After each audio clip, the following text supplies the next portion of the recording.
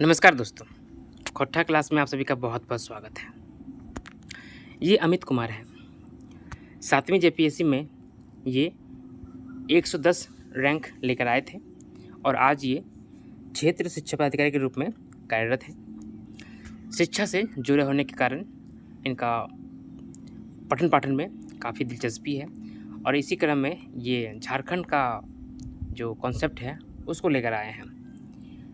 ये भी आपको फ्री में क्लास कराएंगे। आप में से अगर कोई करना चाहते हैं तो इनसे जुड़ सकते हैं। इनके चैनल का लिंक डिस्क्रिप्शन में दिया हुआ है। चैनल का नाम सिविलियंस है। आप अगर अच्छा लगे तो ज्वाइन कर सकते हैं। एक वीडियो इनका जो इन्होंने बनाया था इसमें मैं शामिल कर रहा हूँ। हेलो दोस्तों, मैं अमित कुमार आप सबों का सिविलियंस में स्वागत करता हूं। आज के टॉपिक धाल विद्रोह के साथ, जो कि 1767 में प्रारंभ होती है और 1777 में अंत होती है। मतलब यह विद्रोह 10 सालों तक चलती है। इस टॉपिक को स्टार्ट करने से पहले थोड़ी सी डिस्कस कर लेते हैं कि ये धाल विद्रोह झारखंड में विद्रोह टॉपिक का एक सब टॉपिक है, जो कि जेपीएससी सिविल सर्विस एग्जामिनेशन के प्रीलिम्स और मेंस दोनों में है और जेएसएससी सीजीएल के एग्ज़ाम में भी ये टॉपिक है। चाहे वो जेएसएससी का कोई भी एग्ज़ाम हो या फिर जेपीएससी का कोई भी एग्ज़ाम हो, उसमें झारखंड के विद्रोह से कुछ ना कुछ क्वेश्चन देखने को अवश्य मिलते हैं। सिक्स्थ जेपीएससी में मेंस के एग्ज़ाम में सिक्स्थ जेपीएससी के मेंस के एग्ज़ाम में एक क्वेश्चन 40 मार्क्स का आया था, जिसमें बिरसा मुंडा और सरदारी आंदोलन के रिलेशन से एक क्वेश्चन था। तथा 7th जेपीएससी के मेंस में एक क्वेश्चन 40 मार्क्स का आया था, जो कि बिरसा मुंडा प्लस ताना भगत आंदोलन और राष्ट्रीय आंदोलन के मिक्स से एक क्वेश्चन पूछा गया था। और जेएसएससी सीजीएल जैसे वनडे एग्ज़ाम में 3 से 4 क्वेश्चन झारखंड के विद्रोह से आसानी से देखे जा सकते हैं। मैं बता दूं कि जेएसएससी सीजीएल में 40 क्वेश्चन झारखंड जीके से पूछे जाएंगे, जिसमें से 3 से 4 क्वेश्चन झारखंड के विद्रोह से देखने की प्रबल संभावना बनती है। तो चलिए अब कहानी की शुरुआत करते हैं। इस विद्रोह में 3 राजा होते हैं। एक है बैकुंठ धवलदेव, मतलब बैकुंठ ढाल, जगन्नाथ धवलदेव या फिर जगन्नाथ ढाल, और निमाई धवलदेव उर्फ नीमू ढाल। बहुत से किताबों में बैकुंठ ढाल, जगन्नाथ ढाल और नीमू ढाल करके जिक्र किया गया है, तो आप लोग इससे कंफ्यूज नहीं करिएगा। बैकुंठ धवलदेव का भतीजा है जगन्नाथ धवलदेव और जगन्नाथ धवलदेव का भाई है नीमू ढाल।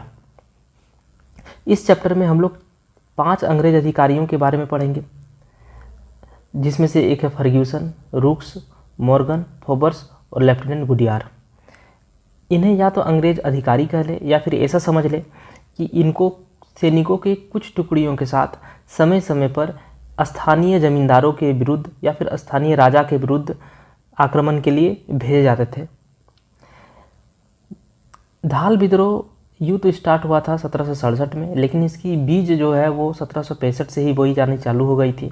और 1765 के समय में बंगाल के गवर्नर जनरल लॉर्ड क्लाइव थे। लॉर्ड क्लाइव बंगाल के गवर्नर जनरल हुआ करते थे और यही लॉर्ड क्लाइव जो है वो द्वैध शासन के जनक भी हैं। बंगाल में द्वैध शासन के जनक जो है वो लॉर्ड क्लाइव को ही कहा जाता है। 1765 में बंगाल के गवर्नर जनरल लॉर्ड क्लाइव रहते हैं। और जब यह विद्रोह बिल्कुल अपने चरम पे होती है, मतलब 1773, 74, 75, इस समय बंगाल का गवर्नर जनरल वॉरेन हेस्टिंग था। चलिए मैप में लोकेशन को देखते हैं। इस विद्रोह का जो हॉट स्पॉट है वो है ईस्ट सिंहभूम और सरायकेला खरसावा। सबसे ज़्यादा हॉट स्पॉट है ईस्ट सिंहभूम। ईस्ट सिंहभूम का जो बाउंड्री है वो वेस्ट बंगाल के 2 जिला से टच करता है। ये पोर्शन जो है ये वेस्ट बंगाल का झाड़ग्राम जिला से टच करता है और इधर का जो पोर्शन है धनबाद तक ये पुरुलिया जिला से टच करता है।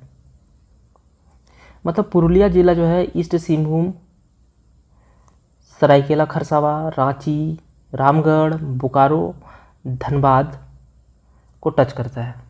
और धनबाद का कुछ हिस्सा और जामताड़ा का हिस्सा ये पश्चिम वर्धमान को टच करता है।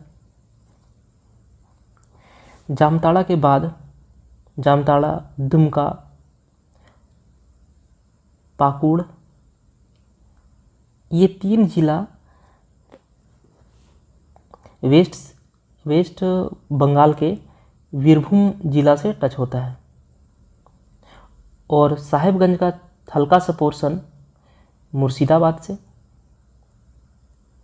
मुर्शिदाबाद बंगाल का एक ज़िला है, मुर्शिदाबाद से, तथा पूरब का कुछ हिस्सा मालदा जिला से टच करता है। यहाँ देख सकते हैं ये ईस्ट सिंहभूम का इस जगह तक झाड़ग्राम जिला से टच हो रहा है।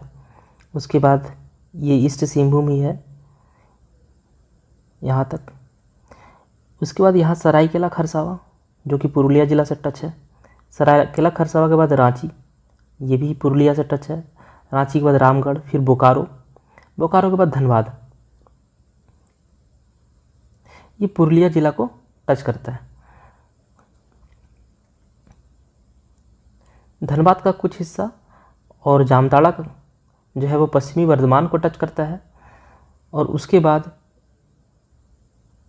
जामताड़ा के बाद दुमका के बाद पाकुड़, जामताड़ा, दुमका, पाकुड़ बीरभूम जिला को टच करता है। और साहेबगंज का हल्का सा हिस्सा मुर्शिदाबाद से टच हो रहा है। और फिर साहेबगंज का पूर्वी हिस्सा मालदा जिला से टच होता है। हालांकि मालदा से हम लोग का कोई मतलब इस चैप्टर में नहीं है।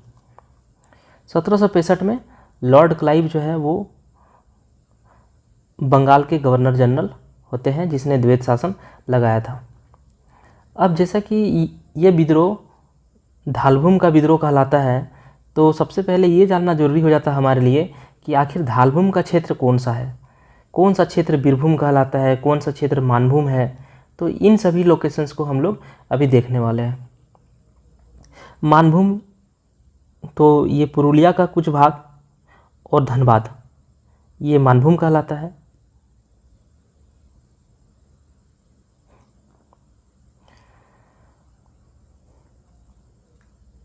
ढालभूम तो बांकुड़ा, पश्चिम मिदनापुर, पूर्वी सिंहभूम, पश्चिमी सिंहभूम और सरायकेला खरसावा, ये जो भाग है ये ढालभूम कहलाता है। ढालभूम और ढालभूम का विद्रोह या फिर धाल विद्रोह जो है इसी पूरे पोर्शन में 10 सालों तक जारी रहता है। 1767 से लेकर के 1777 तक जो विद्रोह का जो केंद्र है वो है ढालभूम, और इसी के नाम पे इस विद्रोह का नाम पड़ा है धाल विद्रोह या फिर ढाल विद्रोह। तो हम लोग मानभूम और ढालभूम देख लिए। अब हम लोग देखने वाले हैं बीरभूम। तो बीरभूम तो सीधा सीधा दिख जा रहा है कि ये पोर्शन है बीरभूम। बीरभूम के बाद हम लोग देखते हैं जंगल महल। जंगल महल शब्द का भी बहुत जिक्र होगा, ढाल विद्रोह में कम लेकिन चुवाड़ विद्रोह में बहुत ज़्यादा। जंगल महल या फिर जंगल महाल, तो उसमें बीरभूम आता है, बांकुड़ा आता है, पुरुलिया आता है, झाड़ग्राम आता है, पश्चिम मिदनापुर आता है। तो ये जो पोर्शन है ये पूरा पोर्शन ये जंगल महल के नाम से जाना जाता है, या फिर इसको जंगल तराई भी कहते हैं, जंगल तराई। तो मेन क्षेत्र जो है वो हम लोग देख लिए हैं।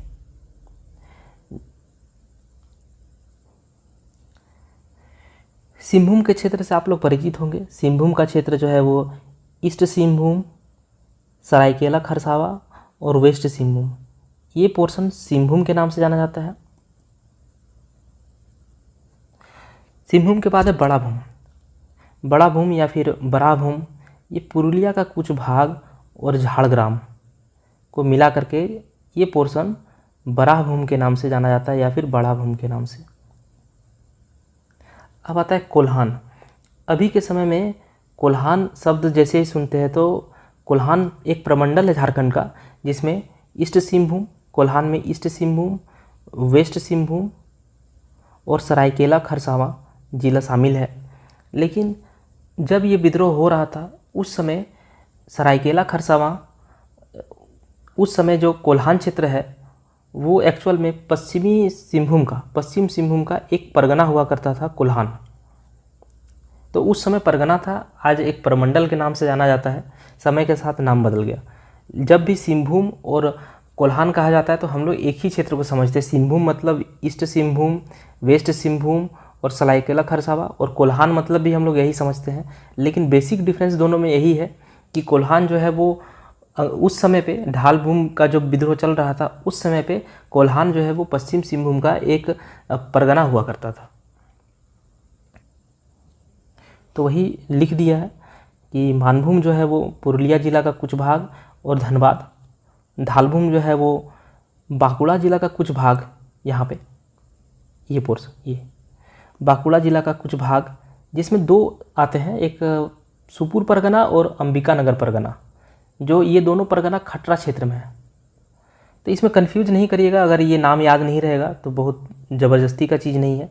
सिर्फ इतना याद रखना है कि ढालभूम मतलब हाँ बांकुड़ा जिला का कुछ भाग था, और मिदनापुर का पश्चिमी भाग मतलब पश्चिम मिदनापुर और वर्तमान झारखंड का सिंहभूम क्षेत्र। तो यही है पश्चिम मिदनापुर, ये पश्चिम मिदनापुर में ही ये झाड़ग्राम भी आ जाता है, प्लस बांकुड़ा का कुछ क्षेत्र ये, और आज का सिंहभूम मतलब ईस्ट सिंहभूम, सरायकेला खरसावां और पश्चिम सिंहभूम, ये जो पूरा पोर्शन है ये ढालभूम है। और इसी ढालभूम में ये विद्रोह लड़ा जाता है। सिंहभूम मतलब ईस्ट सिंहभूम, वेस्ट सिंहभूम और सरायकेला खरसावां। कोल्हान मतलब वेस्ट सिंहभूम का एक परगना है, लेकिन अभी कोल्हान प्रमंडल मतलब ईस्ट सिंहभूम, वेस्ट सिंहभूम और सरायकेला खरसावां तीनों जिला आते हैं। बड़ा भूम में पुरुलिया का कुछ भाग और झाड़ग्राम उस समय पश्चिम मिदनापुर का ही भाग हुआ करता था। एक छूट गया किचुंग परगना जो है वो आपका सरायकेला खरसावां जिला में एक परगना है, किचुंग परगना।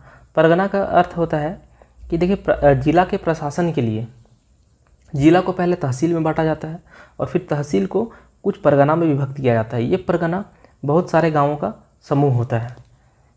तो यहाँ पे सरायकेला खरसावां में किचुंग परगना था, और ये किचुंग परगना का जो बाउंड्री है वो उड़ीसा जिला से टच करता था। मतलब अभी का जो सरायकेला खरसावां है उसका बाउंड्री उड़ीसा से टच करता है। तो उस समय जो किचुंग परगना हुआ करता था, यहाँ पे जो शासन होता था वो उड़ीसा के मयूरभंज राजा, ये जिला मयूरभंज है, इधर ये जिला पूरा मयूरभंज है, तो मयूरभंज जिला के राजा का शासन यहाँ किचुंग परगना पे था। हम लोग जंगल महल भी देख चुके हैं। ये बीरभूम है, बांकुड़ा, मेदिनीपुर और छोटा नागपुर पहाड़ी क्षेत्र, जो कि अभी वेस्ट बंगाल में है। अब एक शब्द इस चैप्टर में आता रहेगा, रेजिडेंट कौन है? तो जो देसी रियासत होते थे हमारे यहाँ पे, देसी राजाओं का शासन का जो क्षेत्र होता था, वहाँ पे वायसराय, अंग्रेज वायसराय जो है अपना एक प्रतिनिधि नियुक्त करते थे, और उसी प्रतिनिधि को मतलब वायसराय के प्रतिनिधि को जो कि देसी रियासत में नियुक्त किए जाते थे रेजिडेंट कहलाते थे, और उनके आवास को रेजिडेंसी कहते थे। युद्ध की शुरुआत तो 1767 में होती है, लेकिन उससे पहले हम लोग दो युद्ध के बारे में हल्का हल्का जिक्र कर लेते हैं। ये है वेस्ट बंगाल का नादिया जिला, जो कि मुर्शिदाबाद के दक्षिण में है। यहाँ पे भागीरथी नदी प्रवाहित होती है। तो भागीरथी नदी के किनारे में ही एक युद्ध लड़ा जाता है, प्लासी का युद्ध, और कहा जाता है कि इसी युद्ध के बाद भारत की दास्ता की कहानी लिखनी चालू हो जाती है। तो प्लासी का युद्ध जो है वो 1757 ईस्वी में वेस्ट बंगाल के नादिया जिला में होता है। इसमें ईस्ट इंडिया कंपनी के साइड से होते हैं रॉबर्ट क्लाइव, और हमारे साइड से बंगाल के साइड से बंगाल नवाब सिराजुद्दौला रहते हैं। हालांकि इस युद्ध में रॉबर्ट क्लाइव की जीत होती है, लेकिन यह जीत जो है ये बिल्कुल एक छल कपट वाला जीत है। क्यों है वो देखिए, क्योंकि सिराजुद्दौला के 3 सेना नायक प्लस मीर जाफ़र और इनके दरबारी और जो अमीर सेठ हुआ करते थे, इन सभी को लॉर्ड क्लाइव जो है वो छल कपट के द्वारा षड्यंत्र करके अपने खेमे में कर लिए थे। मतलब युद्ध शुरू होने के पहले ही ये सभी लॉर्ड क्लाइव के पक्ष में थे और नवाब सिराजुद्दौला की जो पूरी सेना है वो पूरी सेना भाग भी नहीं लिया युद्ध के दौरान। और युद्ध के तुरंत बाद मीर जाफ़र का पुत्र मीरन ने सिराजुद्दौला की हत्या कर देता है।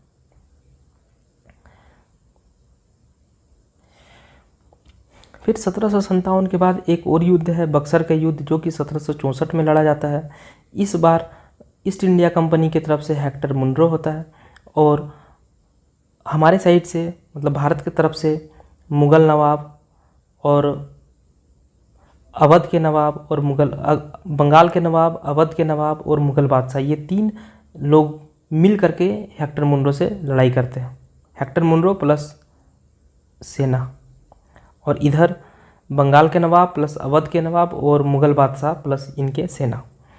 तो बंगाल के नवाब मीर कासिम, जो कि मीर जाफ़र का ही दामाद हुआ करता है, और अवध का नवाब शुजाउद्दौला, वहाँ सिराजुद्दौला है और ये शुजाउद्दौला है, दोनों अलग अलग है, ये शुजाउद्दौला है। और मुग़ल बादशाह शाह आलम द्वितीय, ये तीनों मिल के लड़ाई करते हैं। यहाँ पे मीर जाफ़र ने सिराजुद्दौला से गद्दारी इसलिए किया क्योंकि अंग्रेज़ जो है मीर जाफ़र को राजा बनाने का वचन देता है, इसलिए। और बक्सर के युद्ध में जो 1764 में लड़ा जाता है, इस युद्ध में अंग्रेज़ों की जीत होती है और जिसके कारण इलाहाबाद की 2 संधियाँ होती है। पर पहली संधि 12 अगस्त 1765 और दूसरी संधि 16 अगस्त 1765 में। तो पहली संधि में बंगाल, बिहार और उड़ीसा की दीवानी का जो अधिकार है वो कंपनी को प्राप्त हो जाती है। दीवानी का अधिकार का मतलब ये है, दीवानी का अधिकार और भू राजस्व का अधिकार, दोनों अधिकार ईस्ट इंडिया कंपनी को प्राप्त हो जाता है। भू राजस्व का अधिकार का मतलब है कि ज़मीन पे टैक्स लेना, और दीवानी का अधिकार का मतलब है कि जो और दीवानी का अधिकार का अर्थ है कि जो ज़मीन विवाद है या फिर उत्तराधिकार का जो विवाद है, संपत्ति का विवाद, वसूली का विवाद, ये सब सभी दीवानी के अधिकार में होती है। और द्वितीय संधि जब होती है शुजाउद्दौला के साथ, तो अंग्रेज़ों को कर मुक्त व्यापार करने की इजाज़त मिल जाती है अवध में, क्योंकि ये इलाहाबाद की द्वितीय संधि नवाब शुजाउद्दौला के साथ होती है और ये नवाब शुजाउद्दौला जो है वह अवध के राजा थे।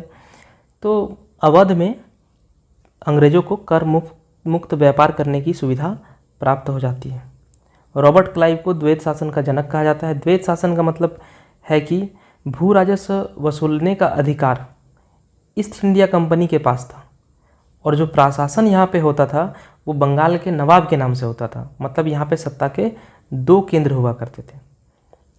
कर वसूलने का काम अंग्रेज़ों के पास था और यहाँ पे शासन चलाने का काम राजा के पास था। तो हो गए सत्ता के 2 केंद्र, 2 केंद्र मतलब द्वैत शासन। दीवानी का अधिकार भी लिखा हुआ है, पैसा वसूली के मामले, संपत्ति के मामले और मनाही के मामले। अब हम लोग अपने धालभूम विद्रोह में वापस लौटते हैं।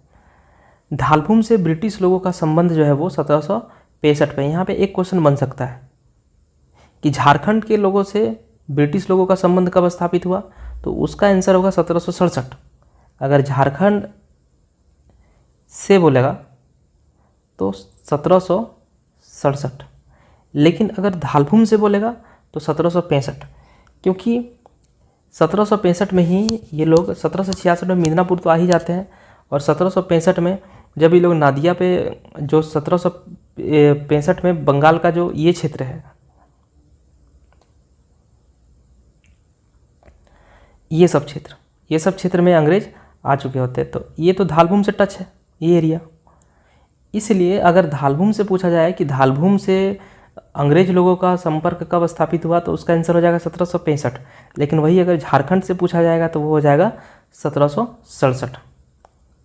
अब देखिए, ये धालभूम के जो राजा थे, इनका जो किला है वो है घाटशिला में, जिसका नाम है नरसिंहगढ़ का किला। अब चूँकि इनका किला घाटशिला में है, इसलिए मिदनापुर का पुराने अभिलेख में धालभूम के राजा का जो जिक्र है वो घाटशिला के राजा के नाम से भी है।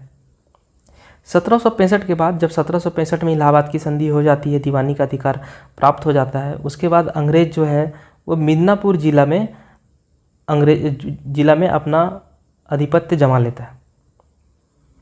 1766 में क्या है कि मिदनापुर रेजिडेंट ने जॉन फर्ग्यूसन नाम का एक अंग्रेज अधिकारी है, जिसको कुछ टुकड़ी के साथ मिदनापुर के पश्चिम में जो जमींदार है उनको नियंत्रित करने के लिए भेजता है, और जॉन फर्ग्यूसन इस काम में सफल भी होता है। तो ये बांकुड़ा का जो छतना क्षेत्र है उसका सुपुर और अंबिकानगर परगना प्लस मानभूम, बराभूम, मानभूम मतलब धनबाद और पुरुलिया का कुछ भाग, बराभूम मतलब पुरुलिया का कुछ भाग, और झाड़ग्राम, तो यहाँ के जमींदार लोग जो है वो आत्मसमर्पण कर देते हैं।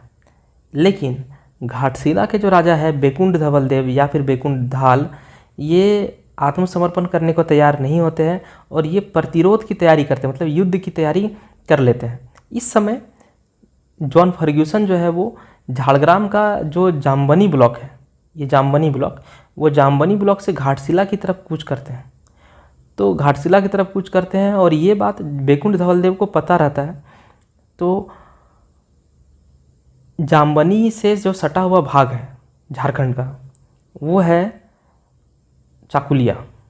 तो जो बेकुंड धवल देव है वो अपने 2000 सैनिकों के साथ चाकुलिया के पूरब में, क्योंकि झाड़ग्राम भी पूरब में ही है, जामबनी भी पूरब में ही है, तो चाकुलिया के पूरब में, मतलब कि चाकुलिया के बस एंट्री पॉइंट के पास ये अपने 2000 विद्रोही सैनिकों के साथ, जो विद्रोही सैनिक तीर धनुष तलवार फरसा लेकर तैयार थे, वहाँ एक गांव है पूर्व दिशा में, बेंद गांव। तो यहाँ पे ये लोग घेराबंदी करके अंग्रेज़ों को आगे बढ़ने से रोकने का कोशिश करते हैं। लेकिन चूँकि अंग्रेज़ों के पास बंदूक होते हैं और तरह तरह के हथियार होते हैं, इसलिए विद्रोही जो है वो इनके सामने टिक नहीं सके। लेकिन वो आसपास रहकर, मतलब ये क्षेत्र जंगल झाड़ का क्षेत्र है, तो जंगलों में छिप छिप करके हमारे जो विद्रोही हैं वो लगातार आक्रामक बने रहे, मतलब अंग्रेज़ों को आसानी से यहाँ पे शासन नहीं करने दिए, समय समय पर लड़ाई करते रहते थे। हर महीना 2 महीना में एक विद्रोह होता ही रहता था, जिसको हम लोग आगे देखेंगे। तो 1767 मार्च 1767 में फर्ग्यूसन जो है नरसिंहगढ़ का किला पहुंच जाता है। 1767 की स्टार्टिंग में वह जामबनी से घाटशिला के लिए कूच करता है, चाकुलिया के रास्ते होते हुए, और मार्च में वो नरसिंहगढ़ का किला मतलब कि घाटशिला पहुंच भी जाता है। वहाँ पे ये बेकुंड धवलदेव को पकड़ करके मिदनापुर जेल में डाल देता है। अब यहाँ देखिए झाड़ग्राम डिस्ट्रिक्ट और हमारा ईस्ट सिंहभूम डिस्ट्रिक्ट का मैप है। तो जामबनी जो ब्लॉक है झाड़ग्राम का, इसका ये पोर्शन देखिए, और चाकुलिया का ये पोर्शन, ये फिट हो जाएगा। उसके बाद जामबनी का ये पोर्शन, ये दोनों पोर्शन देखिए, और चाकुलिया का ये दोनों पोर्शन एक दूसरे में फिट हो जाएगा। तो यहाँ मैप से भी हम लोग देख सकते हैं कि चाकुलिया डिस्ट्रिक्ट मतलब ईस्ट सिंहभूम का चाकुलिया ब्लॉक और झाड़ग्राम का जामबनी ब्लॉक, ये बिल्कुल एक दूसरे से अपना बाउंड्री शेयर करते हैं। तो अंग्रेज़ जो है इसी जामबनी से होते हुए आते हैं कहाँ पे, चाकुलिया, और चाकुलिया के बाद कहाँ जाएंगे, घाटशिला, और घाटशिला से होते हुए यहाँ पे स्वर्णरेखा नदी है, तो स्वर्णरेखा नदी को पार करके वो आएंगे पोटका। पोटका को जैसे ही पार करते हैं वो पहुँच जाएंगे सरायकेला खरसावां, और सरायकेला खरसावां का यहाँ पे परगना है किचुंग परगना। तो अंग्रेज अधिकारी जो है अपने सैनिकों के साथ जामबनी से कूच करते हैं घाटशिला के लिए चाकुलिया के रास्ते होते हुए, और वो फिर पोटका को पार करते हुए पहुँचते हैं किचुंग परगना, जो कि सरायकेला खरसावां से है, और ये उड़ीसा बॉर्डर में है। मतलब यहाँ पे किचुंग परगना में मयूरभंज राजा का शासन हुआ करता था।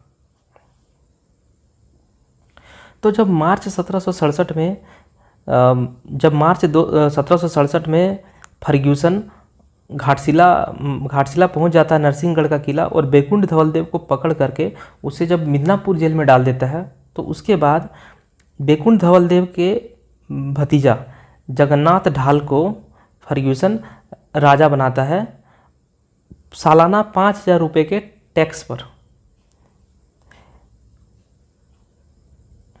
जगन्नाथ धवलदेव जब राजा बन जाते हैं तो कुछ समय तक सब कुछ ठीक चलता है अंग्रेज और जगन्नाथ धवलदेव के बीच। लेकिन अगस्त में, मतलब 3-4 महीने के बाद ही अगस्त में फर्ग्यूसन जो है वो जगन्नाथ धवलदेव को एक आदेश देता है कि जा कर के जो विद्रोही लोगों का अगवा है उनको पकड़ के लाओ।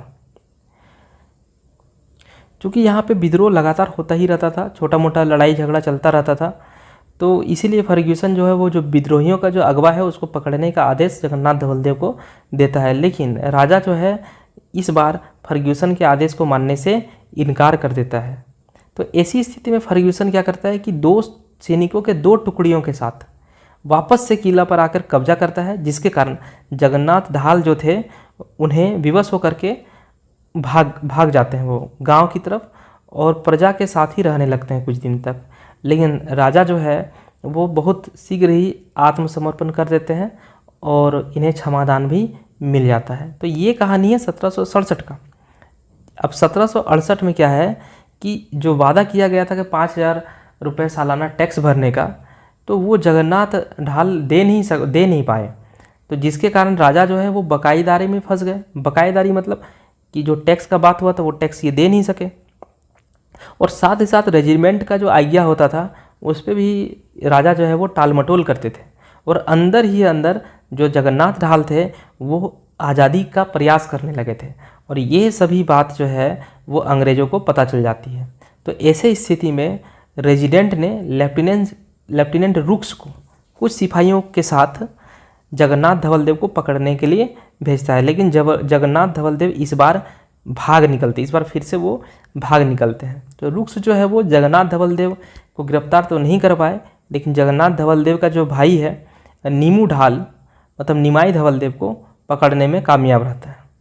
चूँकि रुक्स जो है अपने कार्य को बखूबी अंजाम नहीं दे पाते, क्योंकि इनको पकड़ने के लिए भेजा गया था जगन्नाथ धवलदेव को, लेकिन ये जगन्नाथ धवलदेव को नहीं पकड़ पाते, इसलिए इनके जगह पे कैप्टन मॉर्गन को नियुक्त किया जाता है। अब कैप्टन मॉर्गन को रेजिडेंट से आदेश रहता है कि जगन्नाथ धवलदेव के स्थान पर नीमू ढाल, क्योंकि नीमू ढाल को गिरफ्तार किया गया था, तो नीमू ढाल को राजा बना दिया जाए।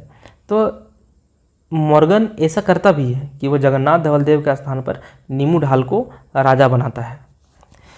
अब यहाँ के जो विद्रोही थे वो भले संगठित नहीं थे, लेकिन छोटे छोटे समूहों में घात लगाकर लगातार हमला करते थे, और हमला करने के बाद गांव और जंगल में छिप जाया करते थे।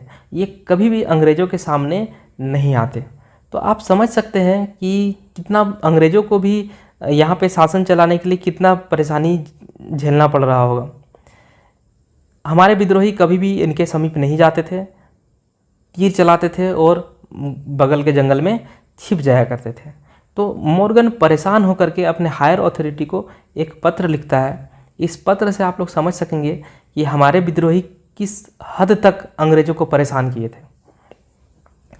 तो पत्र में ये इन चीज़ों का जिक्र है। आप अगर इन्हें कोट कर सकते हैं एग्ज़ाम में तो बहुत अच्छा है। जेपीएससी सिविल सर्विस एग्जामिनेशन में इससे बाहर मतलब जेएसएससी सीजीएल एग्ज़ाम तो छोड़ दीजिए, वनडे एग्ज़ाम छोड़ दीजिए, जेपीएससी सिविल सर्विस एग्जामिनेशन के मेंस में भी ढाल विद्रोह में इससे बाहर आप लोगों को कुछ भी पढ़ने की आवश्यकता नहीं है। तो हम लोग इस पत्र को देखते हैं क्या लिखा है इसमें। इन लोगों से बातें करना एक मजाक जैसा है जिन्हें लड़ने का शऊर नहीं है। मतलब ये कभी सामने आके नहीं लड़ते थे, तो वही लिखता है ये तिल मिला के कि इन्हें लड़ने का शऊर नहीं है। ये बर्रे के समूह के समान मतलब मधुमक्खी के समान डंक मतलब तीर मार करके भाग जाते थे। इनमें से किसी को भी मारना अथवा पकड़ना लगभग असंभव है, क्योंकि ये स्वयं को हमेशा काफ़ी दूरी पर रखते हैं और वहीं से तीर चलाते हैं, जिससे ये मौत के घेरे में नहीं आते। ऐसे स्थिति में मैं प्रभु से प्रार्थना करते हुए कितना परेशान है मोर्गन, आप उनके लाइन से आप समझ सकते हैं। ऐसी स्थिति में मैं प्रभु से प्रार्थना करते हुए कहना चाहूँगा कि मेरा यह काम समाप्त हो गया है, क्योंकि कुछ ना करने के बावजूद मैं वास्तव में बहुत थक गया हूँ। मेरे सिपाही लगातार बीमार हो रहे हैं और अभी 60 से अधिक लोग बुखार से तप रहे हैं। मैं जगन्नाथ धवलदेव का पीछा करने में और समय बर्बाद करने की स्थिति में नहीं हूँ। इस पूरे क्षेत्र की कई महीनों तक हमारे नियंत्रण में आने की कोई संभावना नहीं दिखती। ऐसी स्थिति में इन बदमाशों के साथ क्या करूं? ना तो ये सामने आते हैं और न ही मेरे संदेशों का कोई जवाब ही देते हैं। खाने पीने की कमी हो गई थी इनके पास काफ़ी। तो आप देखें, ये मोर्गन लिखते हैं अपने हायर अथॉरिटी को, तो इनके लेटर में लिखे शब्दों से आप समझ सकते हैं कि किस प्रकार से हमारे लोकलाइट्स, हमारे विद्रोही अंग्रेज़ों को परेशान करके रखे हुए थे। खाने पीने की काफ़ी कमी हो गई थी मोर्गन के पास। अच्छा नाव भी नहीं था कि ये स्वर्णरेखा नदी को पार कर सके। मतलब मेन इनको ये था डायरेक्शन कि आगे बढ़ते जाओ और सभी को अपने शासन के अंतर्गत लेते चले जाओ। लेकिन इनके पास अच्छा नाव भी नहीं था जिससे कि ये स्वर्णरेखा नदी को पार कर सके। हालांकि अंग्रेज भी कम नहीं थे, ये जर्जर नाव के सहारे ही स्वर्णरेखा नदी को पार कर जगन्नाथ धवलदेव का पीछा करते हुए हल्दी पोखर, जो कि पोटका ब्लॉक में है, पोटका ब्लॉक की ओर रवाना होता है। मतलब अंग्रेज जो है जामबोनी से आता है चाकुलिया, फिर चाकुलिया के रास्ते जाता है घाटशिला, घाटशिला से पोटका और पोटका से जाएगा किचुंग परगना, जो कि सरायकेला खरसावा में है। बहुत मशक्क़त के बाद, चूँकि अंग्रेज़ों के पास बंदूक हुआ करता था, तो काफ़ी मशक्क़त, फिर भी काफ़ी मशक्क़त के बाद घाटशिला को पूरी तरह से ये लोग निपट लेता है और सारा कारोबार को व्यवस्थित करके ठीक कर देता है अंग्रेज अपने हिसाब से। लेकिन फिर एक साल बाद 1769 हमारे विद्रोही शांत रहने वालों में से नहीं थे, सरेंडर करने वालों में से नहीं थे।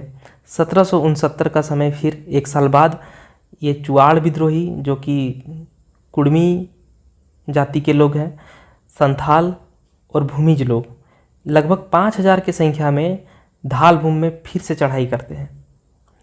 इस बार क्या होता है, तो ब्रिटिश कंपनी जो है वो नींबू ढाल को राजा बनाया था, तो राजा को सुरक्षा भी अंग्रेज देते थे, अपने कुछ सैनिक को राजा के अगल बगल रख देते थे। तो वही लिखा हुआ है कि ब्रिटिश कंपनी के सिपाहियों की एक छोटी सी टुकड़ी की सुरक्षा में रह रहे नए राजा, मतलब नींबू ढाल को नरसिंहगढ़ के किले में वापस आने को मजबूर कर दिया। कौन मजबूर कर दिया?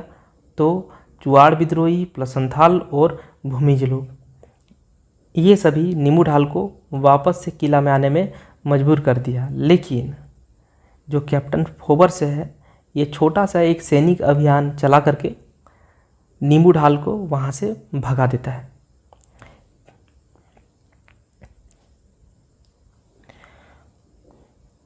अब इस इलाके पर शासन करने और लगान वसूलने के लिए लेफ्टिनेंट गुडियार को भेजा जाता है सैनिकों के 2 टुकड़ियों के साथ। कहाँ पे पहुँचता है ये? किचुंग परगना। और किचुंग परगना में जो लेफ्टिनेंट गुडियार है, उनको शासन का विचार छोड़ना पड़ता है। क्यों?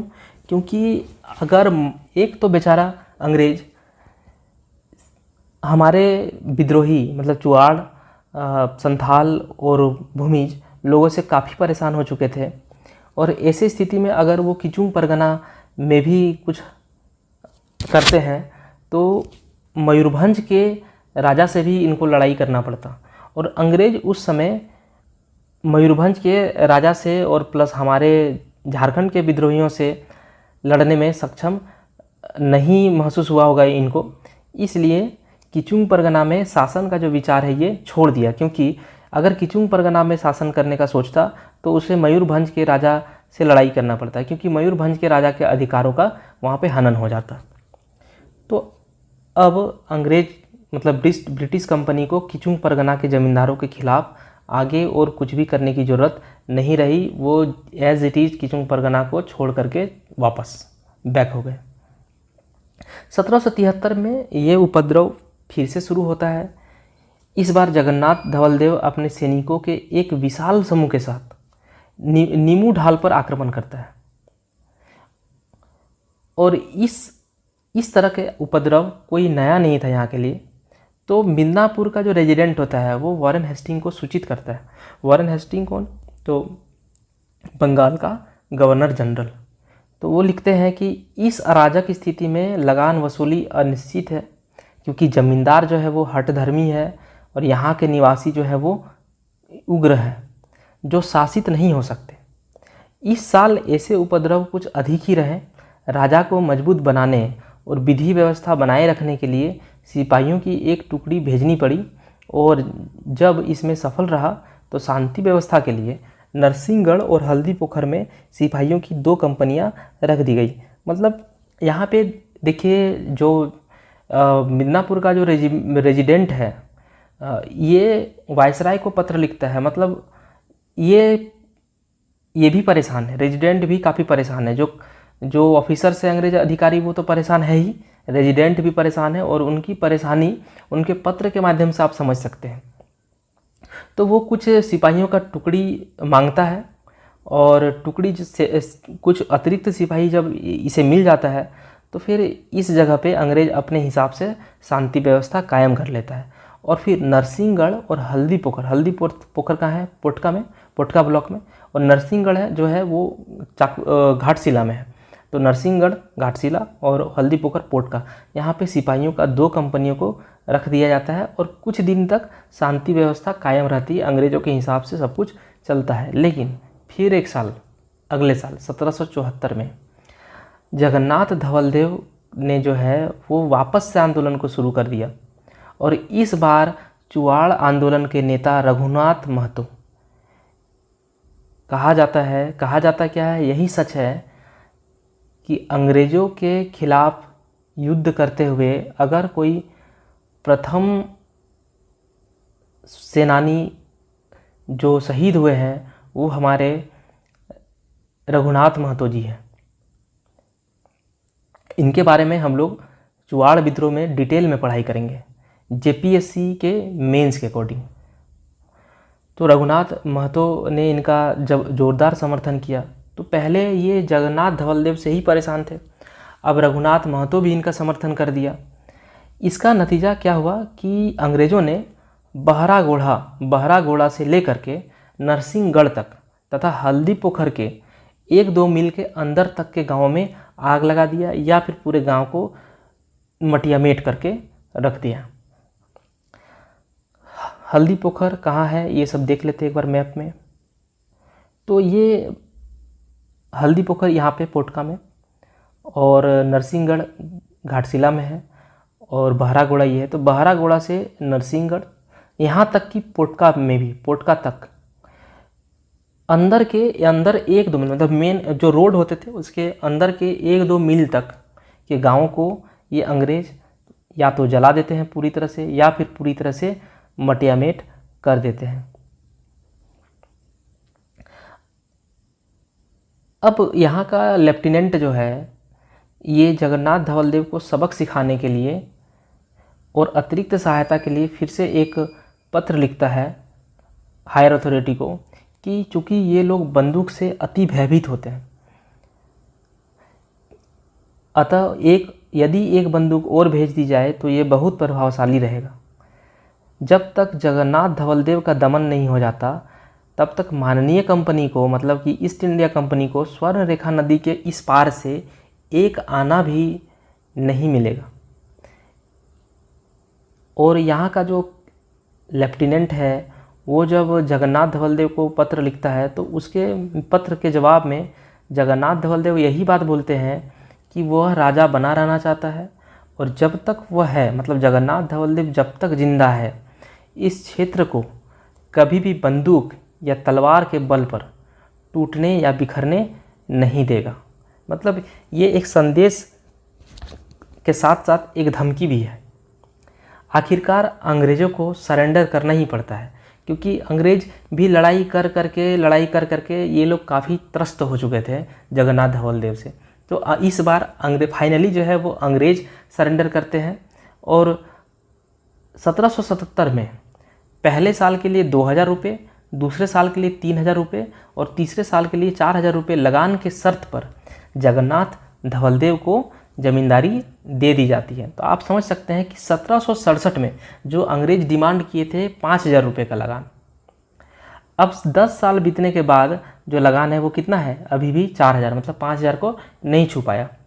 और उसके बाद भी देखिए 1800 ईस्वी में जब जगन्नाथ धवलदेव को यहाँ की ज़मींदारी अस्थायी रूप से प्रदान कर दी जाती है, उस समय जो कर का जो प्राइस है वो 4267 रुपये रखा जाता है। मतलब 1767 में जहाँ 5,000 का डिमांड था, वहीं 1800 में डिमांड जो है वो 4267, मतलब 5,000 को भी नहीं छू पाया। मतलब 1767 और इधर 1800, मतलब कितना साल, 33 साल के बाद भी, सोचिए 33 साल गुजर जाने के बाद भी 5,000 का रकम को टच करने नहीं दिए। कौन, जगन्नाथ धवलदेव। तो आखिर अगर 1767 में जगन्नाथ धवलदेव 5,000 रुपये पर अगर मान जाते तो वो 5,000 रुपये का वसूली किनसे करते, यहाँ के गरीब किसानों से। तो यहाँ के जो राजा थे वो देखिए यहाँ के किसानों के फेवर में, यहाँ के मजदूरों के फेवर में ये लड़ाई लड़ते हैं। और 33 साल बाद भी जो अंग्रेज 5,000 रुपये का लगान रखे थे 1767 में, उसको 5,000 छूने भी नहीं दिया। 4267 में ही ये डील फाइनल करते हैं 33 साल बाद। तो आप समझ सकते हैं कि संघर्ष जो है वो कितना फलदायक हुआ है। तो इस तरह से हम लोग देख सकते हैं कि यह जो विद्रोह है वो मेनली राजा अपने स्वार्थ के लिए नहीं, बल्कि वो अपने प्रजा के लिए भी ये लड़ाई लड़ता है। क्योंकि अगर 1767 में ये 5,000 रुपया कर देने के लिए मान जाते तो इन्हें कर लेने में क्या था, इन्हें किसानों, गरीब किसानों और काश्तकारों, यही लोगों से पैसा वसूल करके अंग्रेज़ों को देना पड़ता। तो समझ सकते हैं ये चीज़ कि ये लड़ाई जो है, ये विद्रोह जो है, ये जगन्नाथ धाल खुद के लिए भी और अपने प्रजा के लिए अंग्रेज़ों से लड़ता है। जेपीएससी सिविल सर्विस एग्जामिनेशन में ढाल विद्रोह के टॉपिक से इससे बाहर कुछ भी आप लोगों को पढ़ने की आवश्यकता नहीं है। और वनडे एग्ज़ाम के लिए, मतलब जेएसएससी सीजीएल के लिए या फिर जेपीएससी के प्रीलिम्स के लिए भी ढाल विद्रोह में इससे बाहर कुछ भी पढ़ने की आवश्यकता नहीं है। धन्यवाद। अगले बार मिलते हैं चुआड़ विद्रोह के साथ।